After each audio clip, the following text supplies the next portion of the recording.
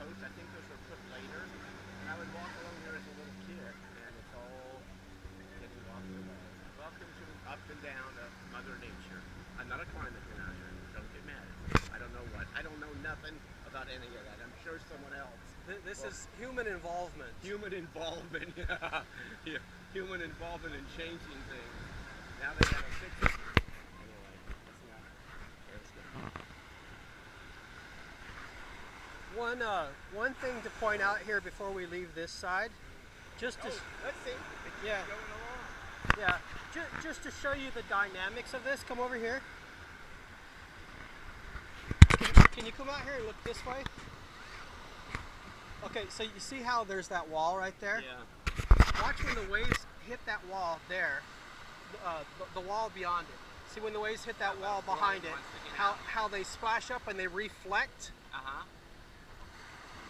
Okay, so watch that wave hit, and it hits the wall and it reflects. Look at what happens at this side where there's not a vertical wall. It just naturally comes up and goes back. So that wall is a reflection surface. So it hits that wall and it reflects. Where this side here, there's not a vertical wall, and it comes up smoothly. Watch your feet. See, it just does that naturally. That's what it's supposed to do.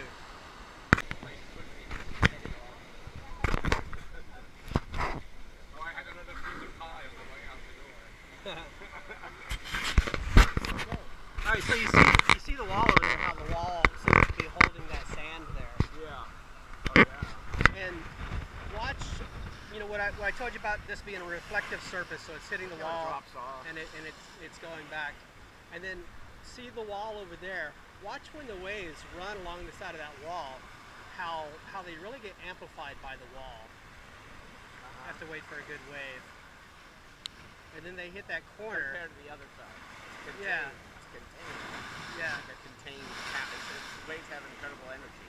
And then it hits that wall, and that wall is a reflective surface, and then it goes back. And it draws this out. Yeah. So you see how in that wall there's absolutely no sand there. I'm actually surprised at how much sand there is right here. I've been here recently where there was no sand here. That's funny. So that old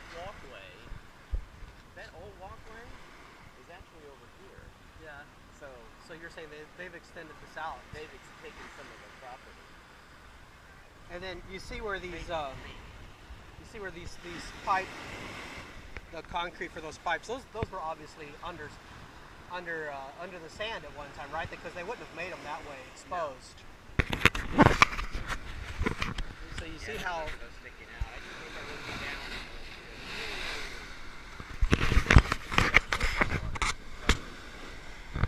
And so, what I think they should do, so you see how the wall goes all the way out into the water. And it makes a turn. Yeah, it does. It makes a turn towards Diamond Head.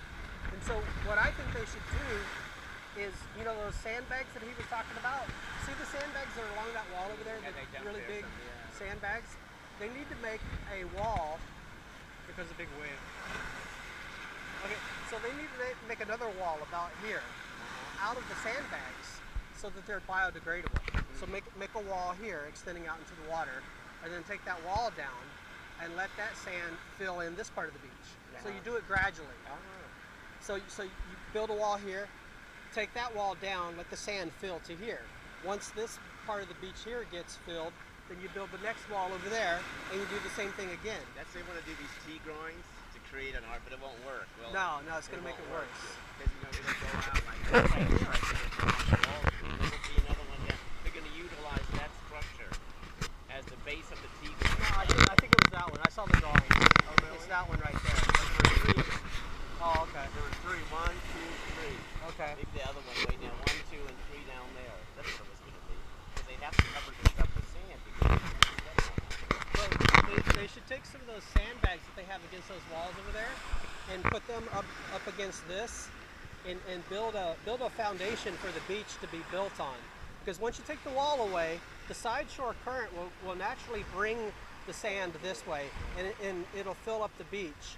But you need a little bit of a foundation for it to be built on, especially over there in that corner, where that corner is. put some sandbags in there to build a foundation so that you don't have this reflective surface here anymore. You have a gradual uplift like a regular beach. So when the waves hit, they don't just hit the wall, you know, at a 90-degree angle. They have to slope up that that base that you would build out of the sandbags. So you see how that wall is just preventing that sand from coming this way. Because the side shore current, it's like a conveyor belt, bringing the sand from the Diamond Head side to the Eva side. And this wall is just acting like a dam. So maybe the Sheraton doesn't want to, I don't know why, like politics are. You know, I've always wanted to hack, I get someone to hack and put them into Rick's head. So the side shore current comes this way from Diamond Head, coming this way. And when the waves come up onto the beach, they come up, and then as they pull out, they pull this way. So you get this this pattern where the wave comes up like this, and it retreats this way. And it comes up this way, and it retreats this way. And it comes up this way, and it retreats that way. And so the sand gets taken this way. And so that sand would naturally fill in the rest of this beach if that wall wasn't there. But then the other half of the equation is how that sand would normally get replenished. Because obviously if you have a conveyor belt of sand that's moving from that side to this side, you need to replenish it at that side.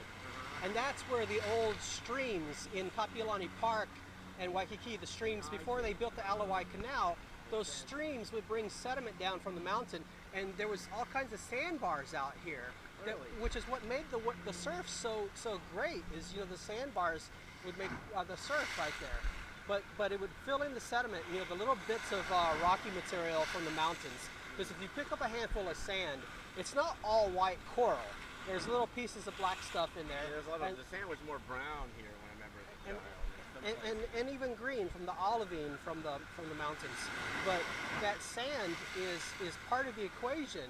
The sediment material brought down from the mountains would come into Kapiolani Park and through here where all the little streams were, and then that stuff would drift down and it would mix in with the coral and everything, and that's, you know, almost half of the equation of the sand. So what you could do is mimic that, and see about where the wall is there for the pools. You know what we call Japanese beach, the wading pools over there. Just like once a month or so, dump a dump truck full of sand over there and let it naturally fill in the beach this way. So build a temporary wall made out of those sandbags with the falcon so that they're biodegradable. Build it over here, and then knock down this wall and let this sand fill in that area, and you create a beach right here. Derby.